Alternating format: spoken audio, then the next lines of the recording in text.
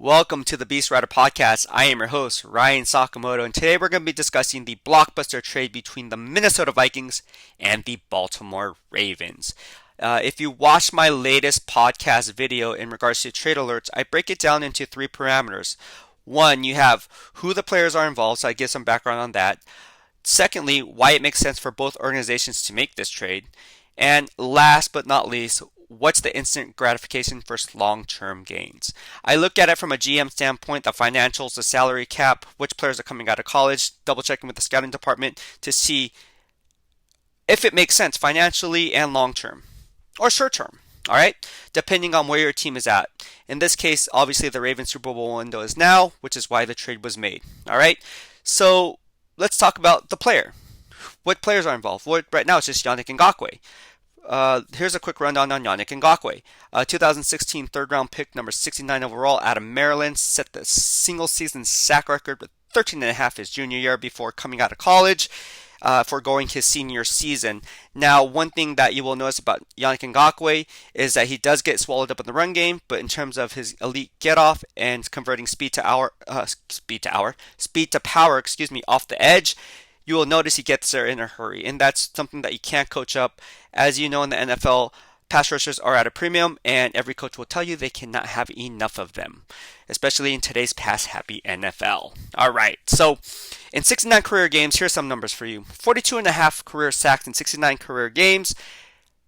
In addition to that, he has 16 forced fumbles. So what is Yannick Ngakoue doing? How does he rack up 16 forced fumbles in the course of 4 years of production? He's entering his 5th year this year, so it doesn't really count. How can you average 4 forced fumbles every single year? Well, he's getting strip sack, guys. A strip sack is a technique that you learn. It's fundamentals, and basically what you do when you get down, when you beat the guy in front of you, offensive lineman, you use momentum against him, you want to reach. So you have your hand out, and what you're trying to do is you're trying to get your hand on the ball to force a fumble, and Yannick Ngakoue does a very good job at doing that. All right, so strip sacks is his game, and Ngakoue is his name. All right. Secondly, why was Ngakoue traded in the first place? Yannick Ngakoue initially was traded from Jacksonville, right? He was traded from Jacksonville to the Minnesota Vikings, and the reason for that was because he got in a Twitter war with the Jaguars owner's son and said, you know what, forget this man, I want to get traded. And when that didn't happen, he sat out training camp, and the rest was history. Eventually he was traded, he forced the Jaguars' hand. The Minnesota Vikings gave up, I believe it was a 2nd and 5th round pick in return, and then he was off to Minnesota. Now, you got to look at it from Yannick Ngakoue's perspective. He was playing on a franchise tag, was hoping for a long-term deal. He obviously outplayed his rookie contract, but he wasn't really getting any kind of peace of mind financially in terms of long-term, right? And you can't really blame a player in this perspective, from his perspective, because he's just trying to get his money because it's what he's worth. You know, one of the best pass rushers in the game, he should get paid like one. Plain and simple. What happened was Tom Coughlin was the vice president of player personnel at the time before Trent Baalke came in, and they were working on a long-term deal. Unfortunately, Tom Coughlin got fired, and as you know, the rest was history. Long-term contract talks stalled, and here we are sitting today. All right, so that's some background on Yannick Ngakoue. Now, let's talk about the reasons why Minnesota decided to deal Ngakoue after giving up a 2nd and 5th round pick. Well, they have their own issues, right? They made the trade because Danielle Hunter was on IR with a neck injury, so they had a need for Yannick Ngakoue. When they made that trade, I think they were hoping that they would sign him long term, because why would you rent a player for only 6 games and not see that year out? It doesn't make sense, because what happened was they traded a 2nd and 5th, but now they flipped it, trading Yannick Ngakoue to the Baltimore Ravens, who they also traded with the Baltimore Ravens for Calais Campbell, and got a 3rd and 5th round pick this time around. So basically, you're losing 1 round of draft position for a player that only played 6 games for you. So it really made no sense. Now, to me, if I'm looking at it from Rick Spielman's perspective, I believe if I was Rick Spielman, I would make that trade only in hopes of striking a long-term deal.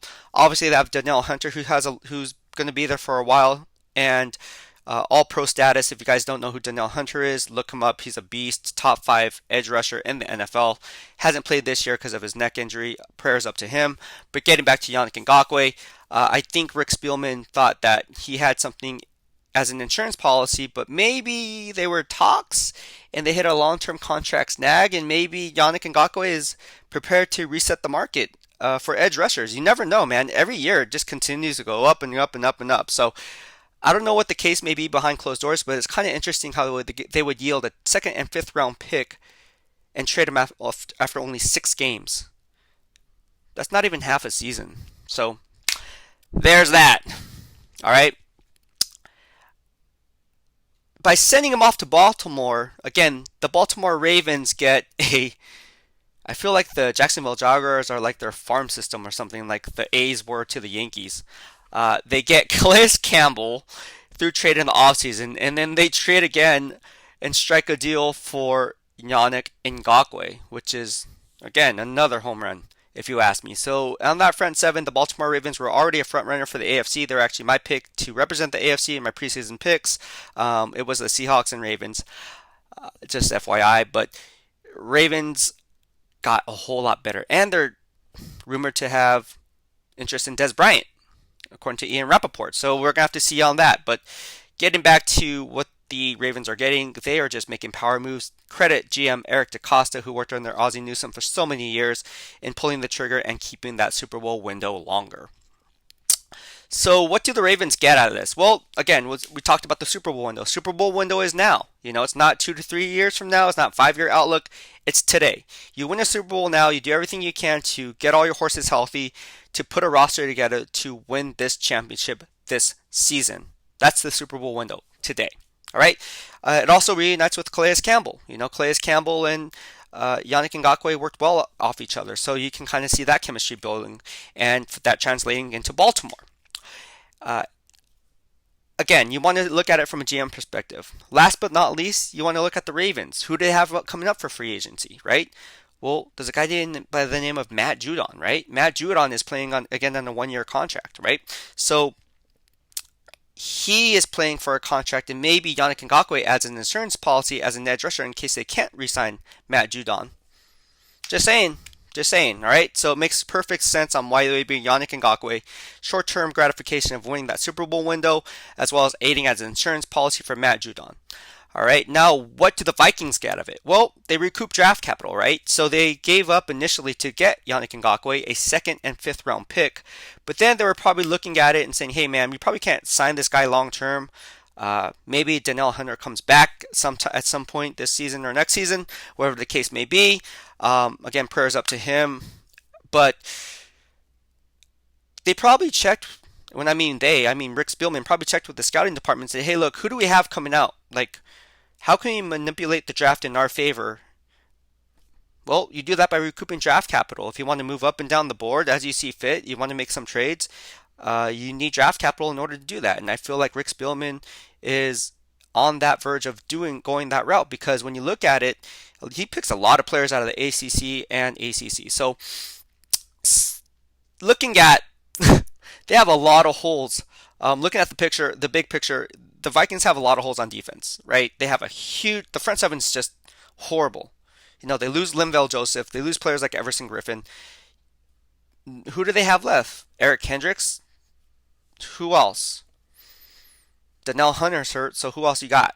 Nobody.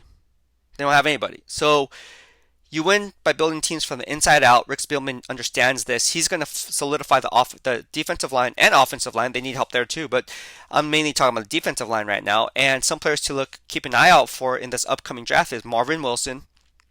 Dylan Moses is another front seven player you can keep an eye out for, and Christian Barmore. Players like that, Micah Parsons, right? Those types of players are players that they probably highly covet, and they think they can be a plug-and-play player coming in next year.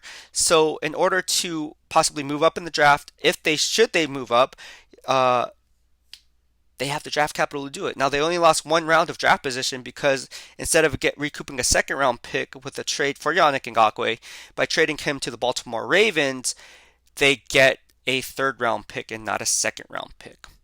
So in any case, the more draft capital you have, the better off you are. You can manipulate the draft position to your advantage if you play your cards right. And that's pretty much it. Make sense?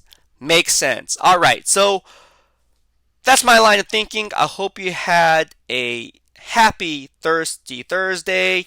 I know I did. I'm dressed like this. I'm getting ready to go to the gym right now, and that pre-workout's about to hit. So I'm going to head out, guys. I'll be doing more of these. If you like it, please hit the subscribe button below and tell all your family and friends as I keep things all things Beast.